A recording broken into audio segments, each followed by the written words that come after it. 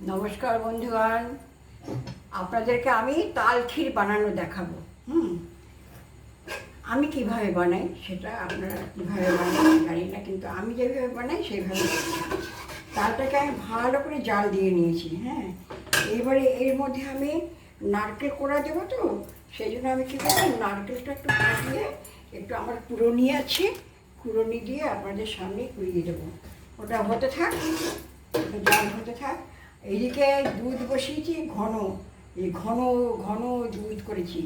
এই দুধটা তাল ক্ষীরের মধ্যে দিয়ে দেবো আমি।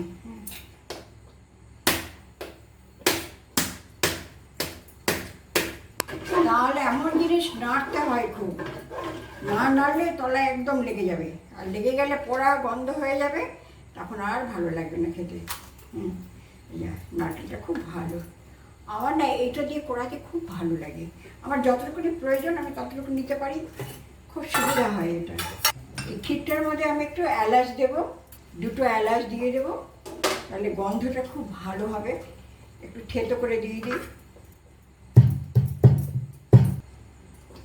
একটু এলাচ দিয়ে দিলাম, ফ্লেভারটা খুব ভালো হবে। আর এখানে রেখেছি কাজু কিশমিশ দেবো, এটা দিয়ে করাচ্ছি।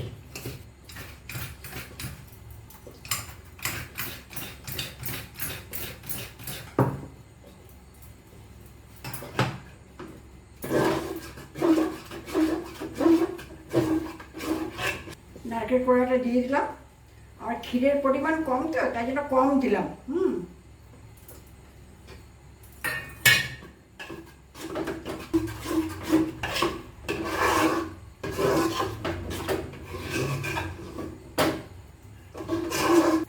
এবারে চিনি দেওয়া হয়নি, একটু চিনি দিয়ে দিই।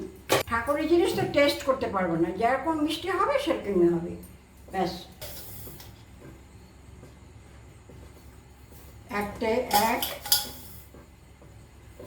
দুই টেবিল স্পুন দিলাম, আর দিলাম না।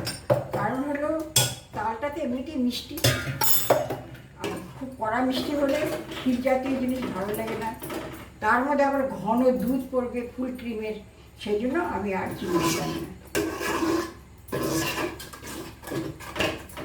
তাল তো খুব সাবধানে করতে হয়, খুব সাবধানে করতে হয়, তলায় যাতে না লেগে যায়।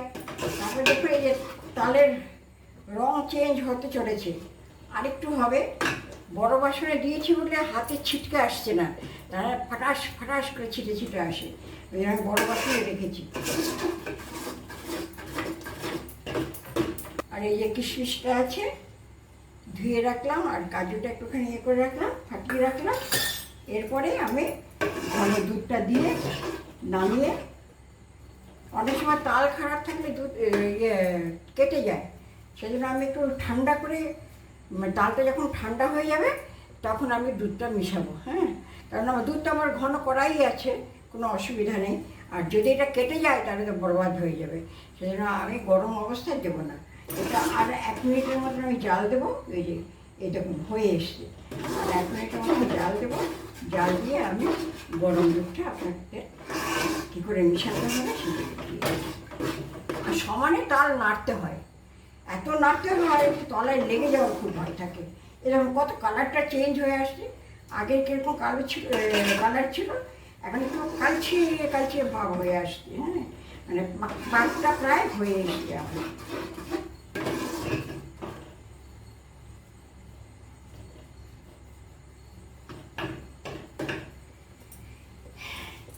এবারে এটাকে আমি ঠান্ডা করতে দেবো, ঠান্ডা করতে দিয়ে তারপর দুধ মিশাবো যখন, তখন দেখাবো আপনাদেরকে। এই ঠান্ডা হওয়ার পরে দেখুন তালের যে আগে কালার ছিল, এখনকার কালারটা দেখুন, এখনকার কালারটা পারফেক্ট আর ঘনও হয়েছে, বেশ ঘন হয়েছে। এর মধ্যে আমি কিশমিশটা দিয়ে দেবো, দিয়ে দিলাম কিশমিশ, তারপর দিয়ে দেবো কাজুটা দিয়ে দিলাম। আর এবারেই আমি দুধটা ঘন করে রেখেছি, এই দেখুন কীরকম ঘন করেছি, একদম সর পড়ে গেছে। সেই ঘন দুধটা আমি আস্তে আস্তে মিশাবো, খুব পাতলা হলে আবার ভালো লাগবে না। দেখি কতটা লাগে, 1 হাতা দিলাম,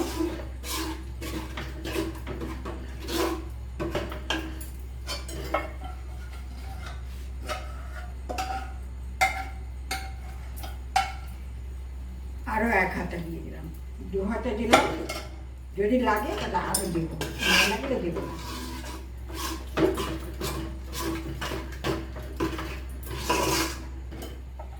পুরোটাই লেগে গেল, হ্যাঁ পুরোটাই দিয়ে দিলাম আর রাখলাম না। দেখুন কেমন ঘন, একদম হাতা দেখলে বিশাল ঘন, খিরখির গন্ধ বেরিয়ে গেছে। এবার এটা আমি সুন্দর করে মিশাবো, খুব ভালো করে মিশাবো, মিশিয়ে তারপরে একটা বাসনে তুলে দেবো।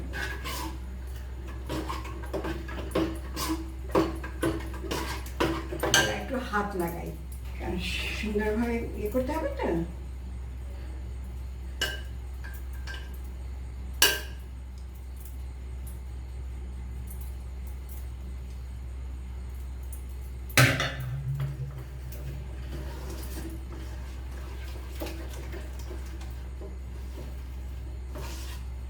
এখনো হালকা গরম আছে। এবার আমি এই দুধের বাসনটার মধ্যে ঢেলে রেখে দেবো, বড় বাসনটা খালি করে দেবো।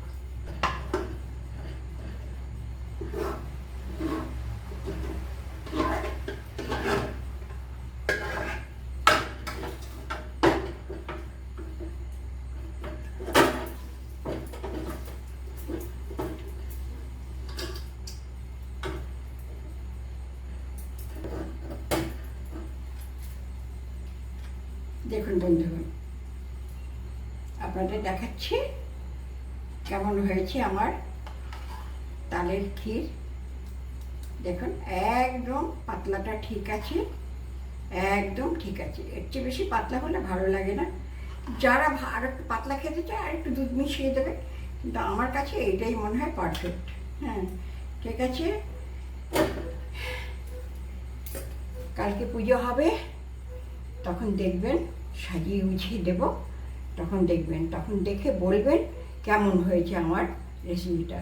হ্যাঁ লাইক করবেন, কমেন্টসের মাধ্যমে আমাকে জানাবেন, হ্যাঁ সাবস্ক্রাইব করবেন, পারলে শেয়ার করে দেবেন। হ্যাঁ ভালো কি মন্দ সেটা আমাকে জানাবেন। হ্যাঁ ঠিক আছে, ওকে আজকের মতন এখানটাই থাকলো, কালকে আবার সকালবেলা দেখা হবে। আমি একবারে পারবো না তো, সেই জন্য আমি রাত্রিবেলা কিছুটা করে রেখে দিলাম। হ্যাঁ না আমার শরীর খুব একটা ভালো নয়, আমি করি মনের জোরে, আর কিছু না, মনের জোরে।